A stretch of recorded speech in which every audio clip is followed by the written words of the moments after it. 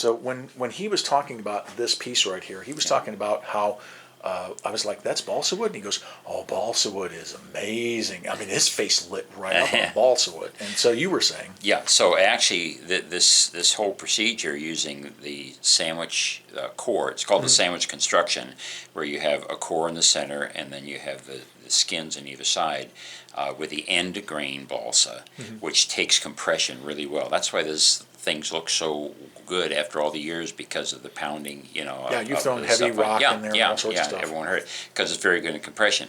But it is the same procedure and material that they started using in the C5 Corvettes for the floor pans. The entire floor pan is made with end grain balsa. Wow. Same concept. Yep, and that is like super lightweight. That's Very lightweight. Very lightweight. That is and not a piece of metal. Very tough. No, not at all. No, very tough.